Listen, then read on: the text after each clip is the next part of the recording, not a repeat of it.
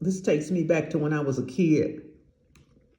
Today, I'm making a fruit cocktail. Do y'all remember fruit cocktail we used to eat in the can? It used to come in a green can, a Del Monte can, and it had that nice syrup juice in it. It was so good. It was so good, y'all. Well, today I wanted to recreate that using fresh fruit. So I've just finished cutting up a pineapple, and I'm going to share with you all the things that went into that can of fruit cocktail we remember as children and a little bit of history behind it.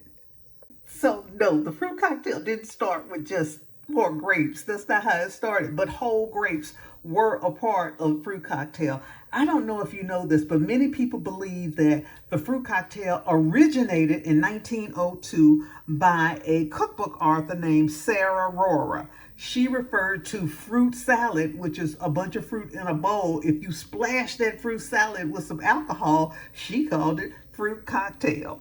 But in 1927, the USDA basically established a recipe, y'all, for fruit cocktail. So we're going to go through this recipe. So if you think about it, a fruit salad is basically a fruit cocktail also. Like I said, it just doesn't have alcohol in it. And the ones that I remembered had grapes in it, it had pineapples in it, it had cherries in it, and it had pears in it.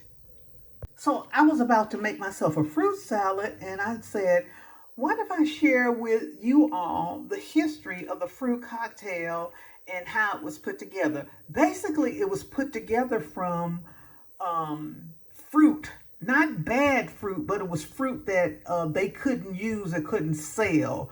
Basically, it was fruit that was bruised, and what they decided to do instead of throwing that fruit away was to cut off the bruised portion and just slice it up. Well, basically dice it up and then can it and put it in a can and sell it with a heavy syrup. And I'm telling you, I used to love that stuff. But there is an established recipe for it. Now, I don't have peaches. It also included peaches, but I don't have peaches today. But I still wanted to make this video because I'm about to eat this fruit salad. The fruit salad had to contain 30 to 50% peaches. It had to contain 25 to 45% pears. It had to contain 6 to 16% pineapples. It had to contain 6 to 20% whole grapes. It had to contain 2 to 6% cherry halves, and it could be fresh cherries like I have in here or artificially covered cherries like the maraschino cherries. It could be those too. But that's what I guess you would say legally or regulatedly a way of how a fruit cocktail is defined. So it originated in California actually in the 1930s, aside from this cookbook author in 1902 coining the phrase. But in 1930s, there were two canning companies. One was called Baron Gray, and they started packaging fruit cocktail. And then there was another company called California Packing Company, and they started packaging fruit cocktail, and they sold theirs to the Del Monte brand. And the Del Monte brand is that brand in that green can that I remember as a girl getting fruit cocktail, because fruit cocktail was a big deal for us because we didn't, the only kind of desserts we got were cakes and pies that mom cooked on Sunday for Sunday dinner. But if you wanted some sweet, quick and something like that, fruit cocktail was the hit. It was the hit, man. And I was thinking about this the other day when I went to my refrigerator and started looking at all the fruit I had. I said, man, wouldn't it be cool if I could pull together a fruit cocktail? So the only thing I don't have is peaches because peaches are not abundantly in season right now. But this recipe, the percentages that I just gave you, is actually regulated by the USDA on how much fruit has to be in that can. And Del Monte became the leader in selling the canned fruit cocktail.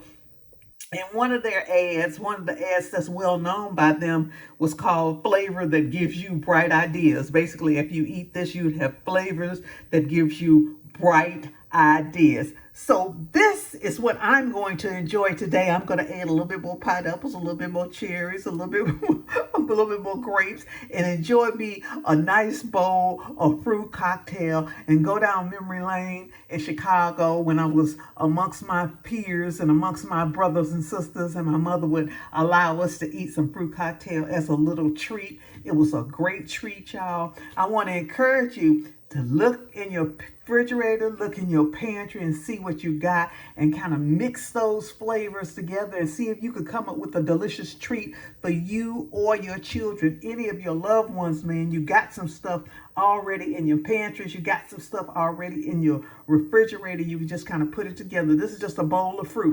And what will happen is you don't even need to put sugar or anything on this. What will happen is as this sits out, the natural juices that's in these fruits will start to sweat, basically. And I'll have that fruit cocktail juice that I used to love so much, that heavy syrup that the canned fruit cocktail is in. Man, that's some good stuff. Well, fresh fruit will produce that too. Now, you got to be careful about gnats in the kitchen and stuff, because this is the season for gnats. But you can put together whatever fruits you have in your pantry or in your refrigerator and put them in a bowl and have your kids eat something nice and healthy. That's what I wanted to share with y'all today. I'm making myself a fruit cocktail. I wanted to give y'all a little bit of that backstory, a little bit of that history, and I hope y'all enjoy it. Y'all go out and make it a great day. I'm Val Taylor, and I'll see y'all on the next video. Bye now. This takes me back to when I was a kid. See, the pears,